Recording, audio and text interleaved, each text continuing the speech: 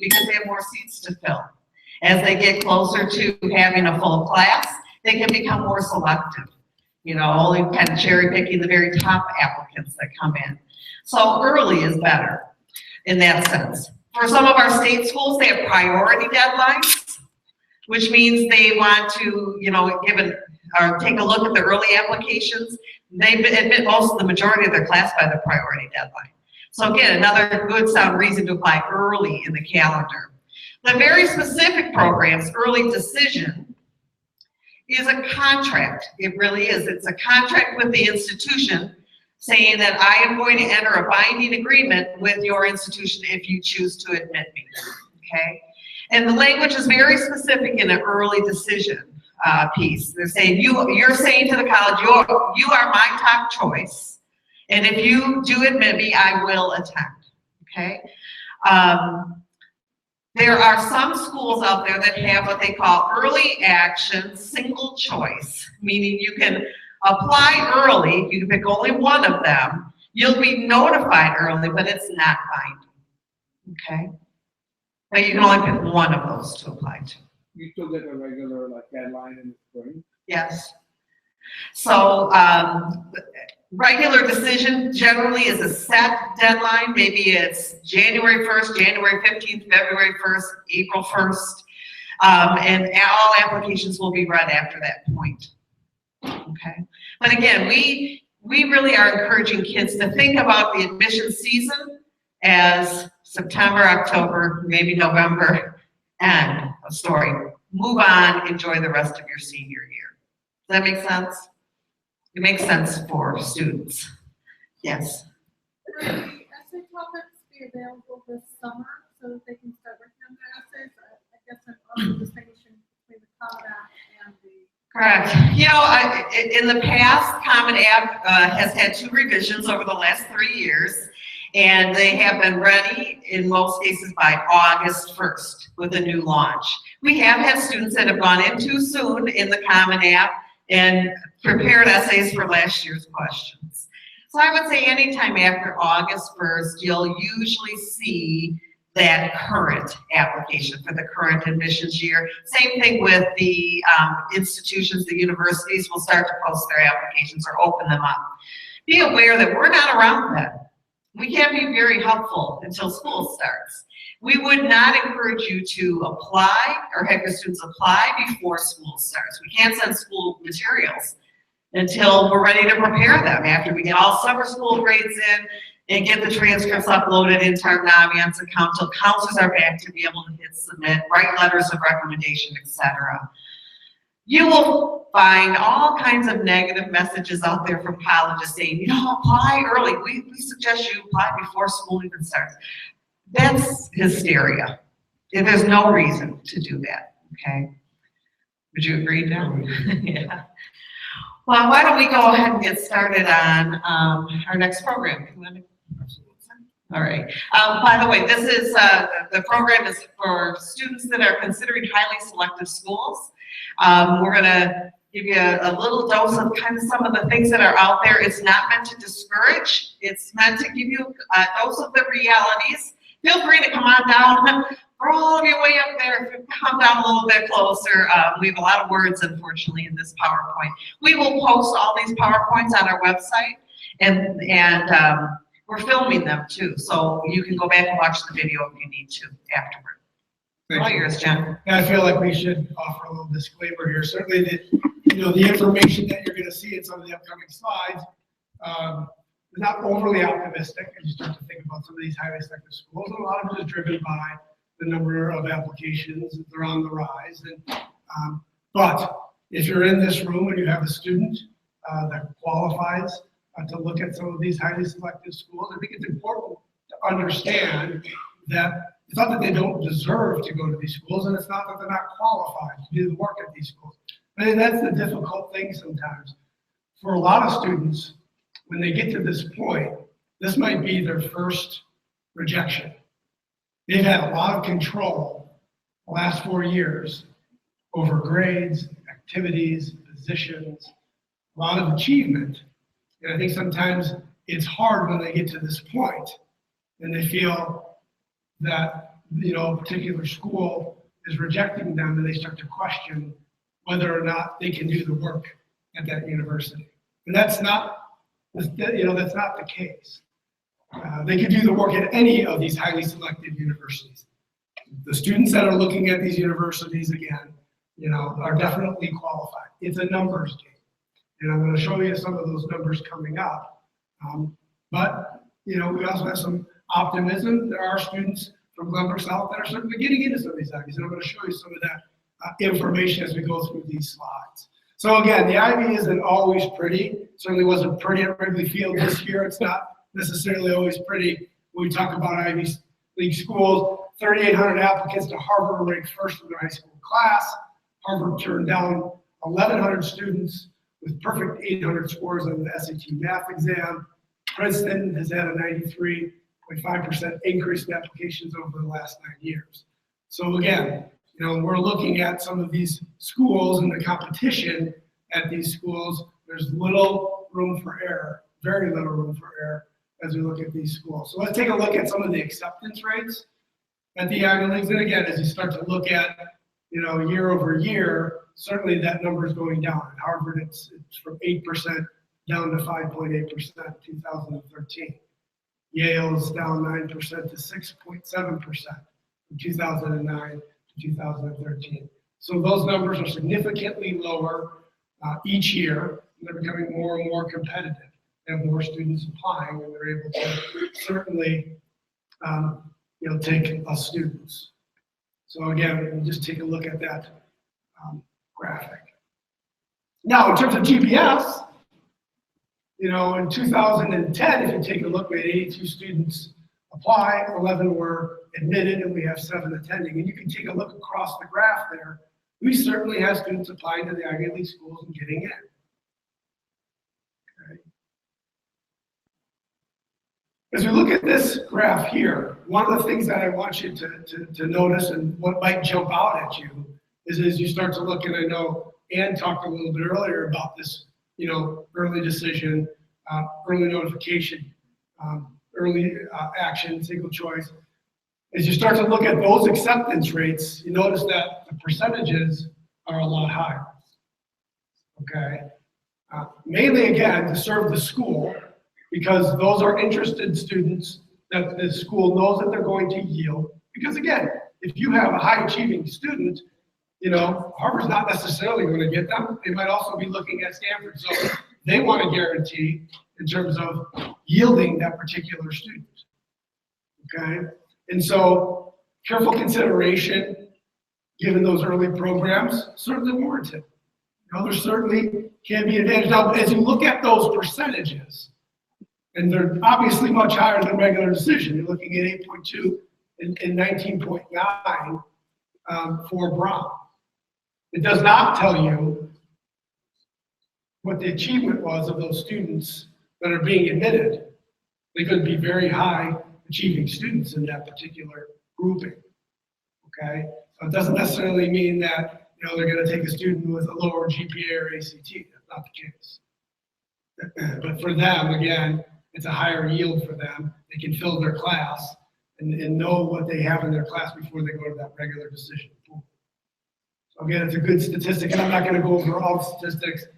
As Ann said before, this will certainly be up on our website, and you can take a look at these numbers. So what's fueling the frenzy? Certainly population trends. More and more students are applying to these particular schools, and so it's making it more and more difficult to get in. There's certainly the growth of international students in that recruitment process that's driving that. The common application has made it much easier now for students to apply.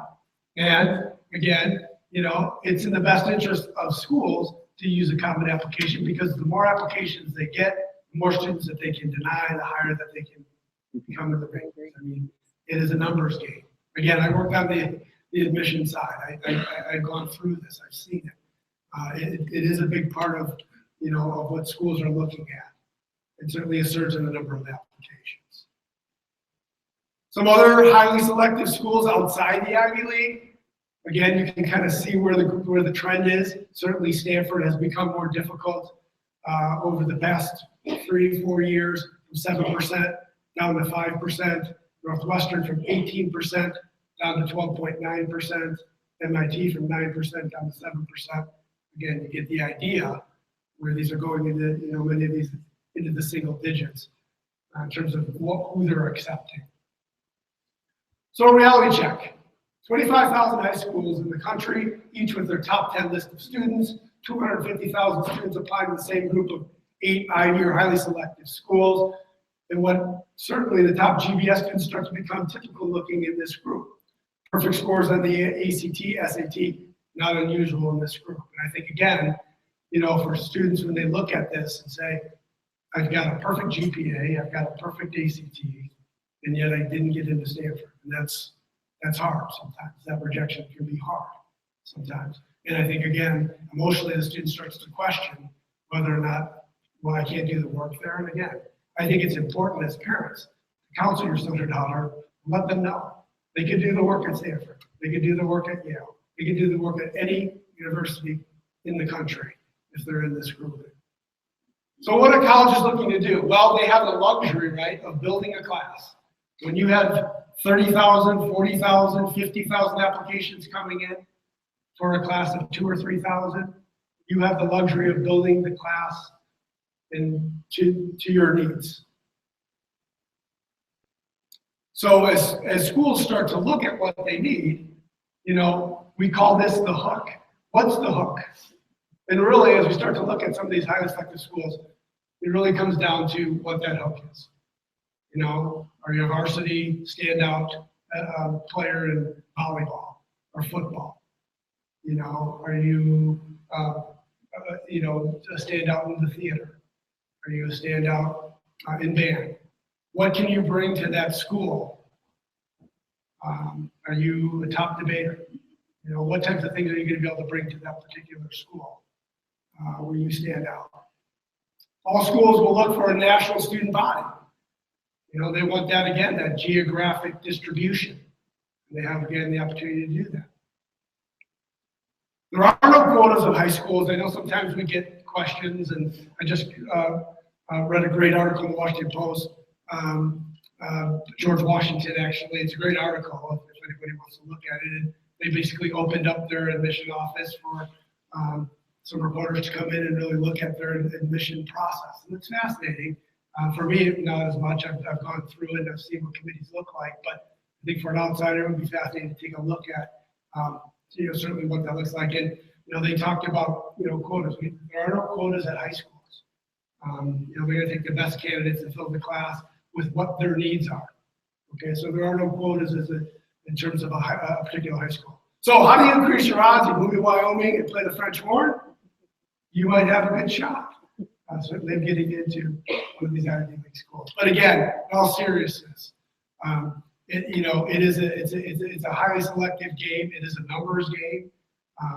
I think that demonstrated interest is important at these schools. And if you're serious about one of those schools, certainly, early decision is, I think a warranted thing to look at. But again, as Ann talked about before, you've got to do your homework before you look at doing that. And again, talent comes into it. Athletic, musical, artistic, can add weight to any application. Alumni legacy, definitely sometimes considered. Okay, that sometimes is going to be considered.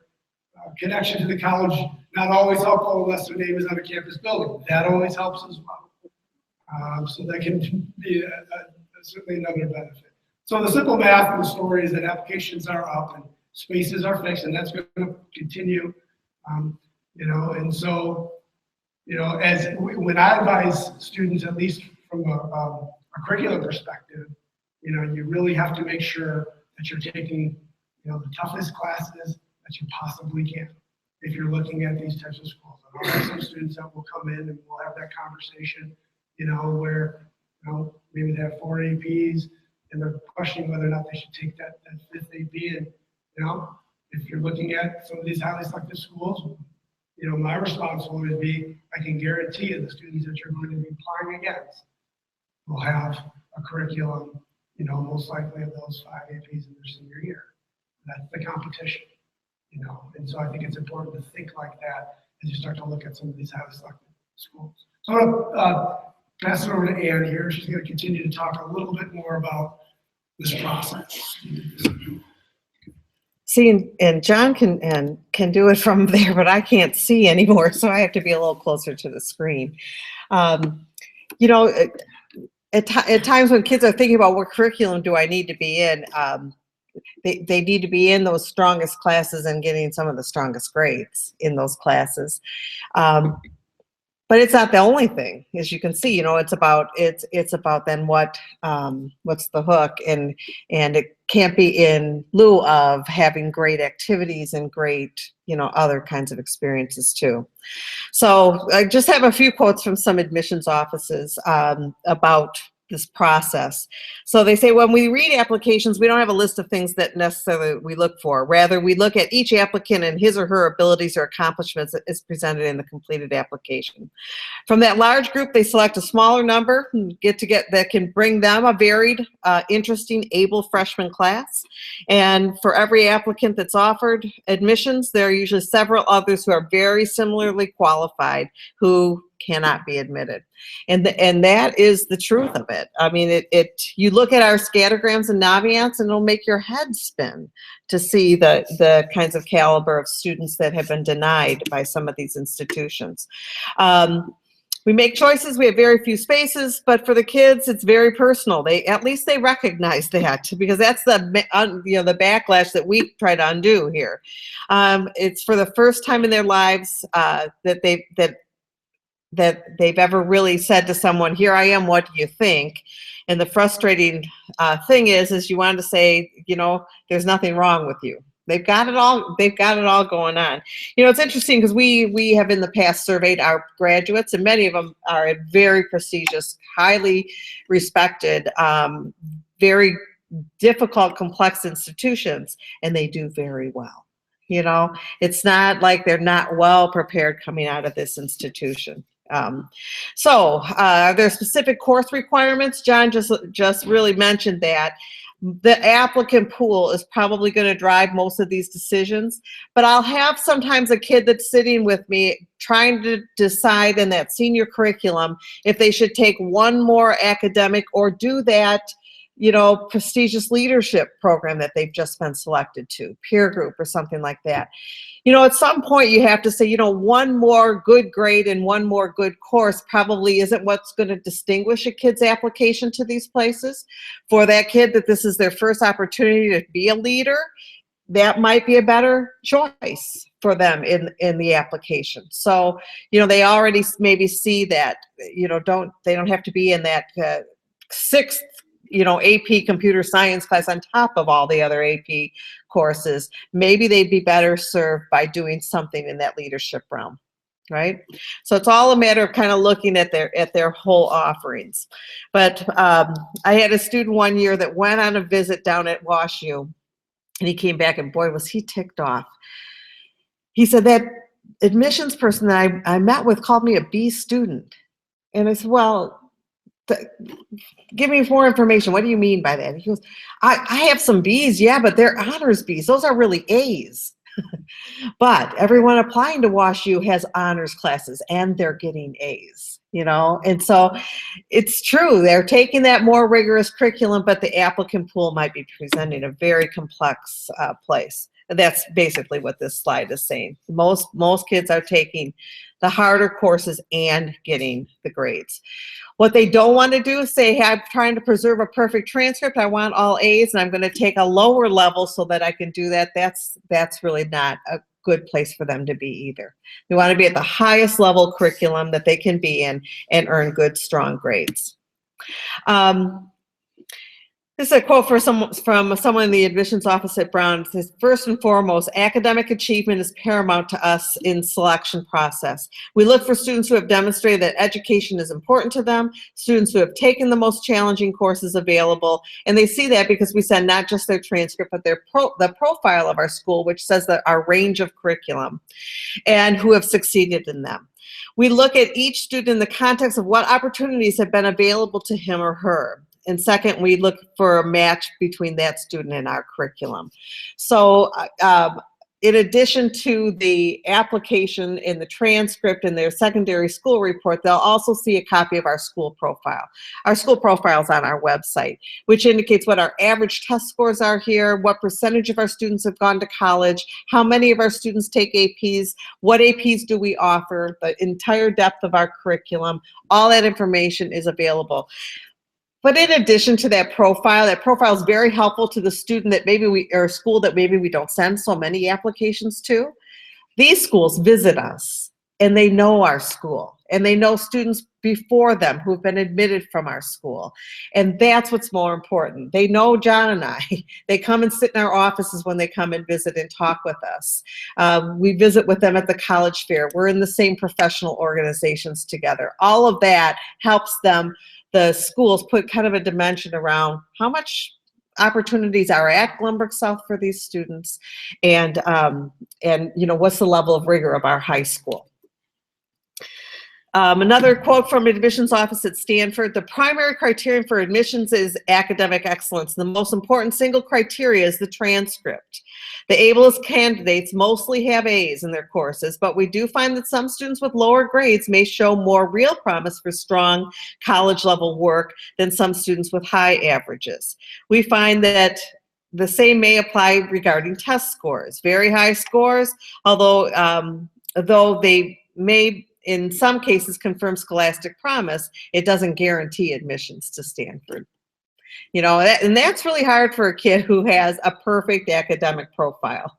You know, I've got great grades and great courses and great test scores. What do you mean I'm not going to be getting in? Well, it's because that school admits at 5% of a very highly qualified applicant pool.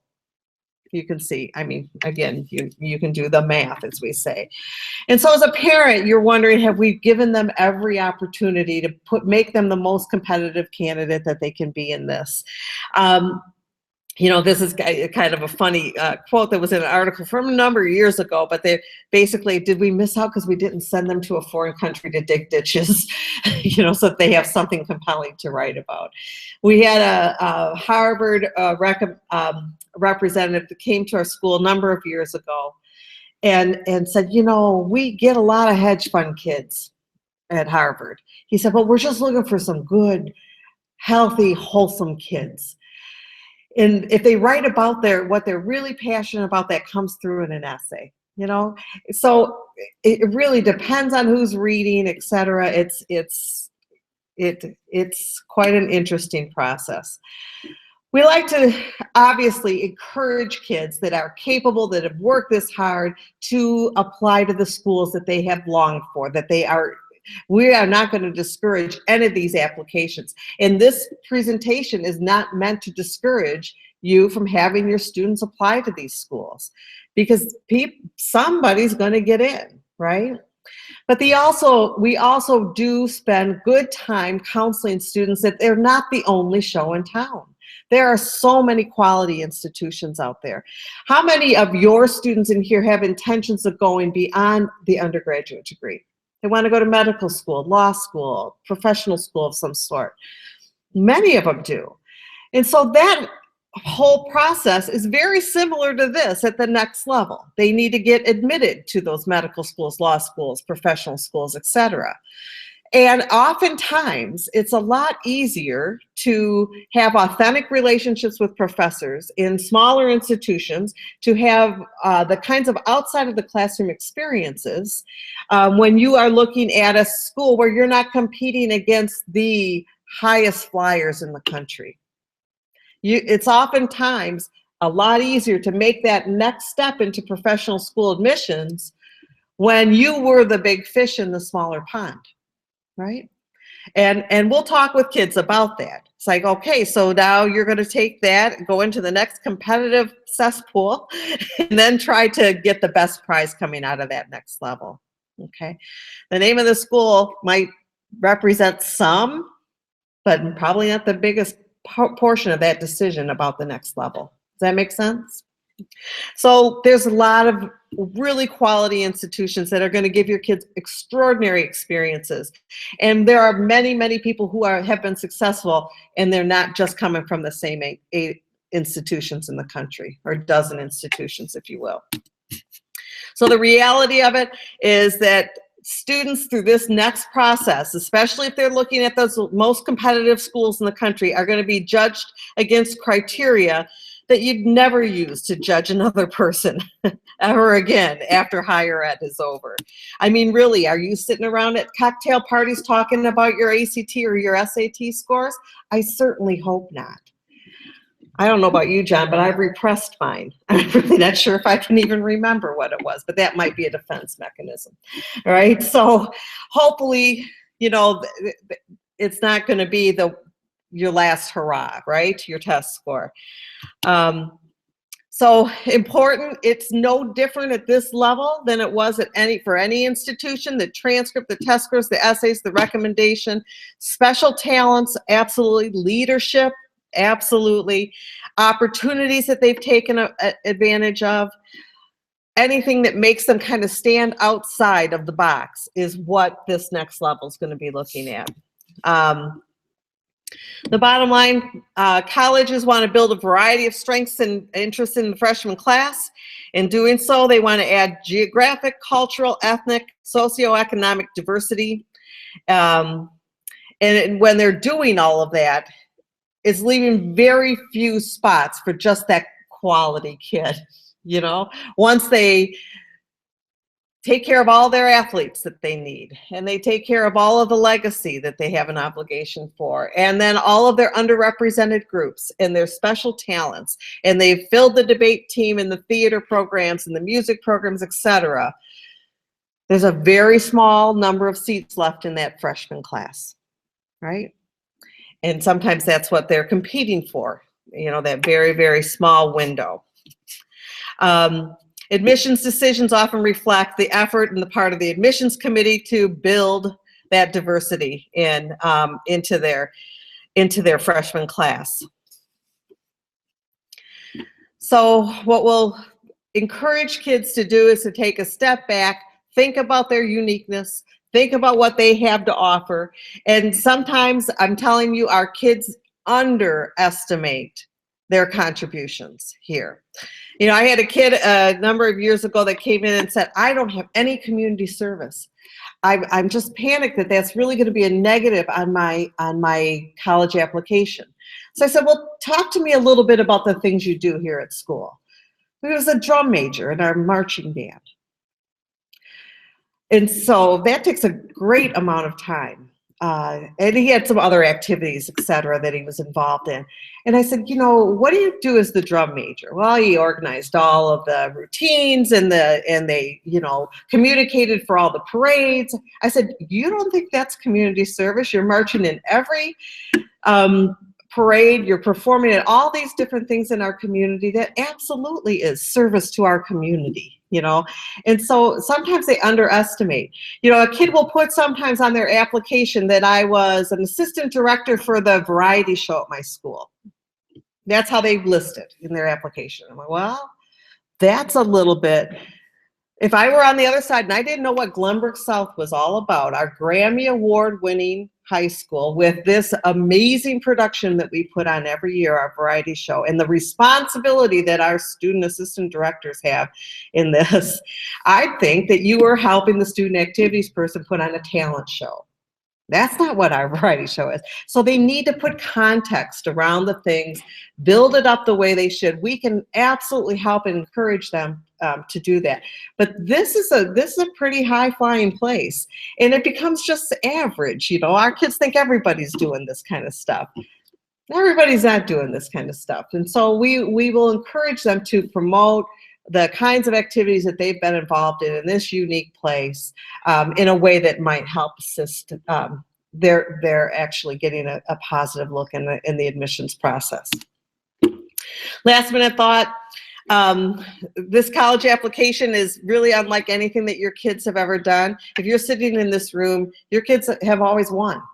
Right? They've been on the winning teams. They have, you know, they've been selected to you know, different roles and leadership spots, and they have had unbelievable success in the classroom.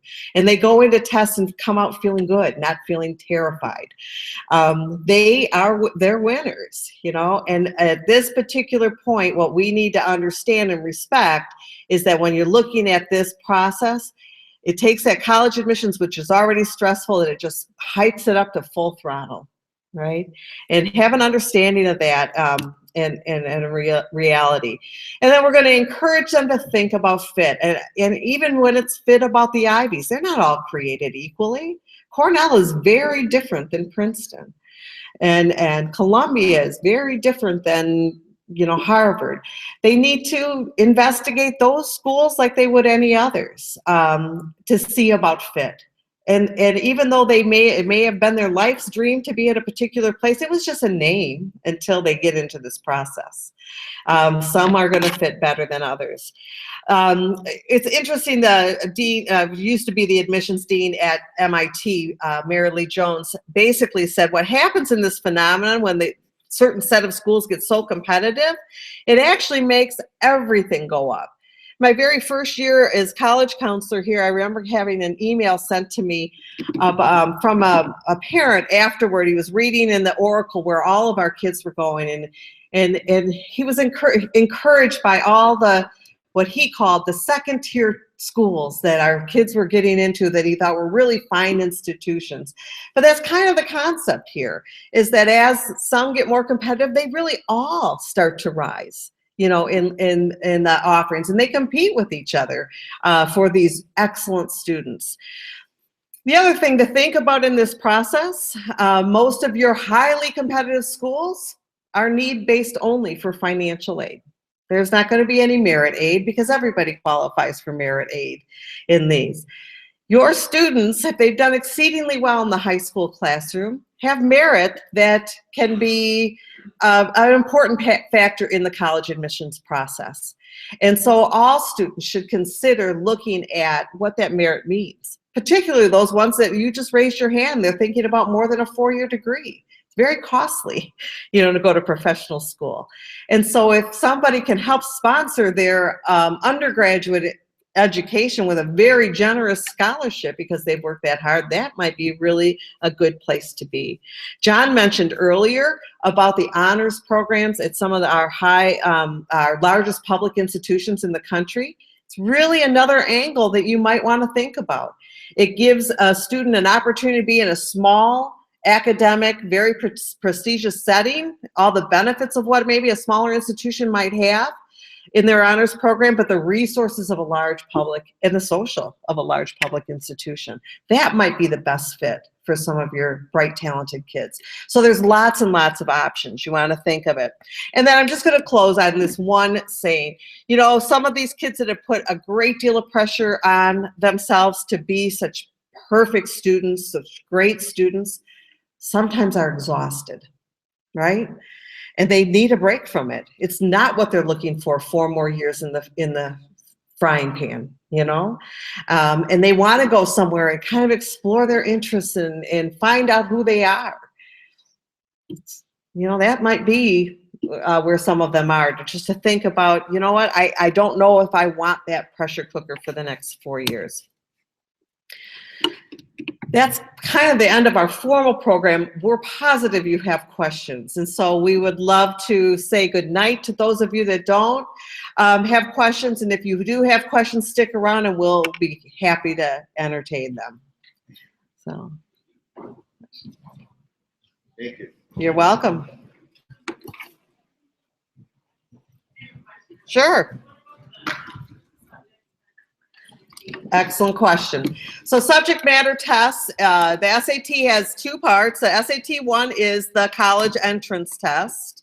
Subject matters are specific tests over particular subject matters. Students can choose up to 3 in any given national test date and take 3. How many of your kids are in APs this spring? It's a really great time to just take those SAT 2s this spring. They're already preparing for their APs, same company's writing the tests, and they can get it off their plate. In our Naviance program, it will tell for under the college profile, under the admissions tab, whether a school requires them or not. And sometimes it will just say recommended, like Northwestern says it's recommended. Remember what I said earlier? Nothing's recommended or nothing's optional. They should take them, have them a part of their admissions profile, have it off their plate for this spring. APs are really, really very different. They're not using admissions practices. So APs, it's important to a college to see a student in the AP curriculum, but they won't know the test score at admissions time. You only send your AP scores to those schools where you matriculate, where they decide to attend, and then it may be used for college level credit. Sometimes kids have the option to report an AP score if they've taken them sophomore year, junior year as a part of the application, but they don't have to. Question?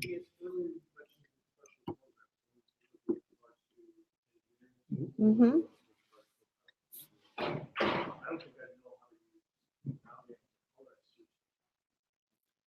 Yeah, find those specific programs.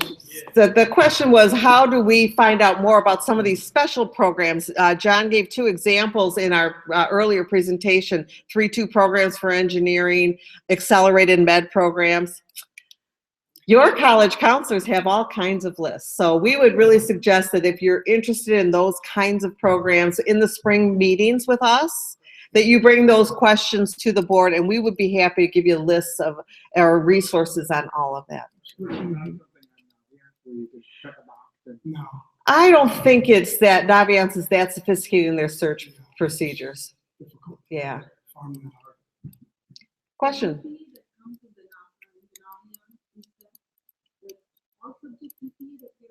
Oh, great question. The question was the GPA that's plotted in Naviance and the scattergrams. We had to pick one. We picked the academic.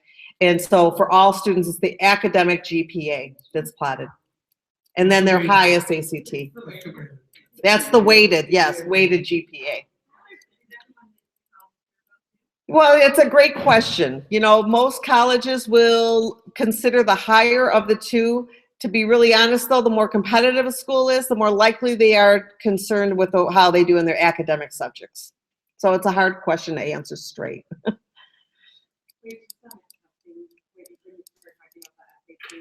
Twos. Mm-hmm. And you don't know if you're going to apply to a school that would require the 2, you still would say pick one and take it in the spring? Not necessarily. What I would really suggest is that early on, or this spring, when we're in this process of doing college counseling, that we look at it. I don't know about your household, but I know how it would go over in my household, saying, hey, just take it just in case. They'd be like, are you kidding me, Mom? Nowadays, every college university will take the ACT. So. Right. That want SAT twos?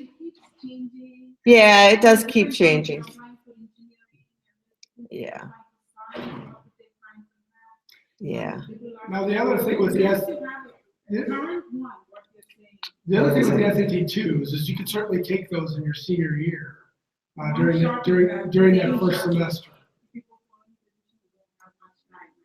Only one option, You'd have the to do earliest September, test. but at least you'd have maybe those schools identified that you're going to be applying.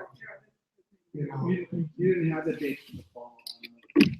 No, but they're on the website. If we have a link to ACT and to the College Board on the front page of Naviance, and that'll give you the whole testing for the whole year.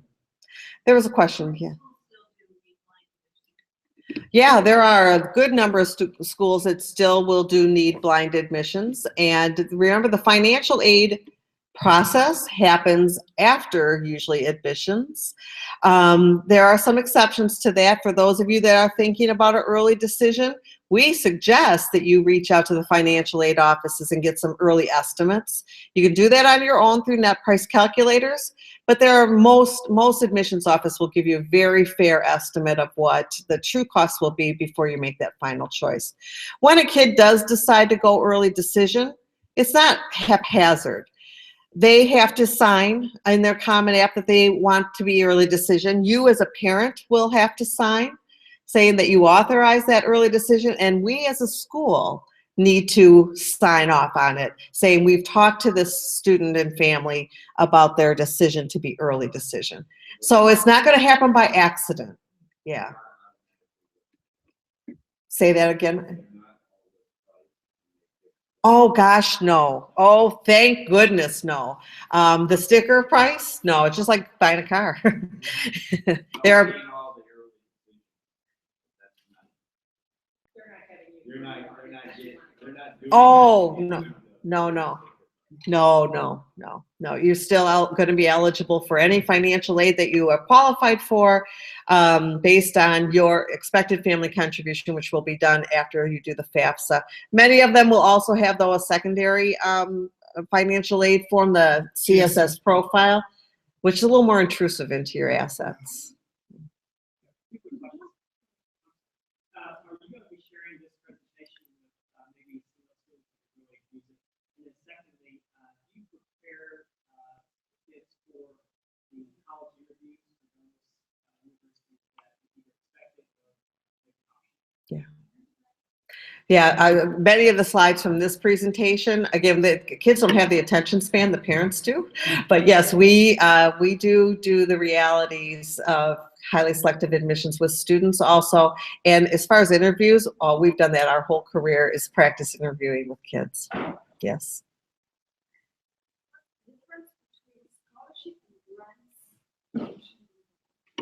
Well, the biggest difference is, that grants can change with your financial situation. So from year to year, if a school offers you a grant and then your financial situation should change, that grant money can change.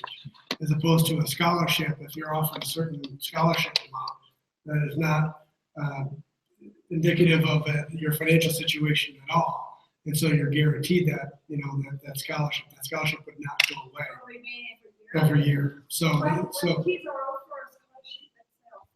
Mhm. As long as it's renewable, usually, some of them are dependent upon a certain GPA, maintaining a certain Maintaining the GPA. GPA. But again, the nice part about a scholarship is that if you meet those, guidelines, you're going to continue to get that scholarship. Whereas the grant could change depending on your financial situation each year that you fill out the FAFSA. So it's based on need. Good question. Question? Is the scholarship similar to how is it different from the grant? Is the scholarship that the school is giving you? For example, I read it and I kind of 100% of all the kids get scholarship. Mhm. So is it what the school is giving them a breakdown of the tuition? Yeah, Absolutely. absolutely. Merit-based. Merit-based. Because you got this score and this or this Yes. GPA, Yes. for the next 4 years, as long as you maintain this average, Yeah. we're going to give you this. And it's pretty transparent now with the net price calculator. We really strongly encourage parents to get on those net price calculators for each school. You'll enter a little bit of information about your family's financial situation. So some information from last year's tax information, and information about your students' grade point average and their test score. Might be a projected test score right now. And it will generate what the net cost will be based on need and merit at that particular school. And every school is different, Can it change those in your sophomore year? Or that you want your kid to get somewhere and then all of a sudden something? Usually the scholarships that are issued at admissions time are based on that information at that point. And as long as they maintain whatever the requirements are for that scholarship, full-time, usually attendance and a particular grade point average, that will stay for all 4 years. And then is the grant then is just a gift from the government? Is that what? Grants are the Pell Grant and the state MAP grant are based on need. And an institution can also. Could have a grant also. You can get a grant as well. Mhm. Again, usually need-based, yes. Really, we do our junior groups that first week of February, and that's when we open up our calendars for student appointments. They don't have to. Absolutely. We encourage it. Yeah. Well, they do, only because you know what? Then they'll at least remember to come. And they know their schedule. We don't want to take them out of an academic course. Most kids have an SRT now, one free period, usually over the 2-day time span. You can make this appointment at home. So there is a link on our Naviance page for a schedule maker. You'll just click on that link. It'll say, you know, the names of all the counselors. You can pick me or John and book that appointment. The kid will get an e-minder. No, they need to be logged into their account. The kid does in their account. Yes.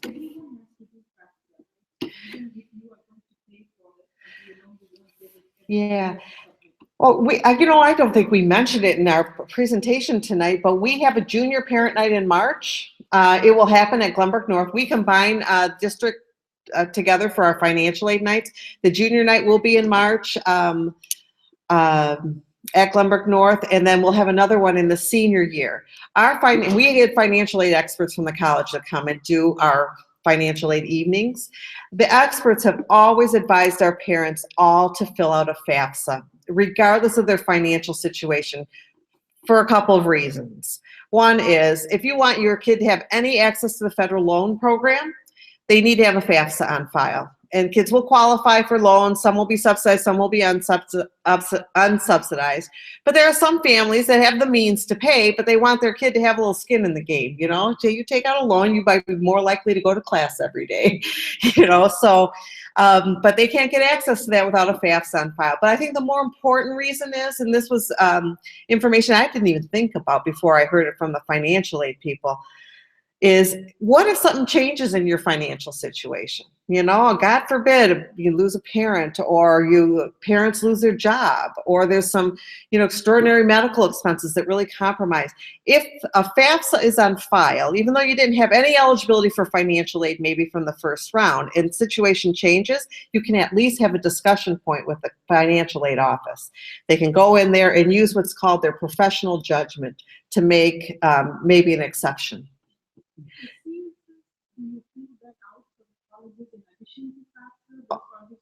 Only some colleges, yes.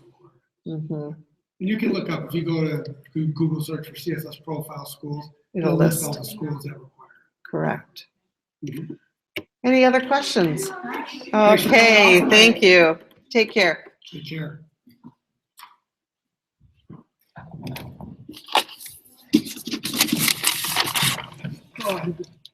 No, what I was asking is that there's like obviously something for me that is a big deal. So then I go look for schools where tuition. Oh, yeah, that's one of the things that, you know,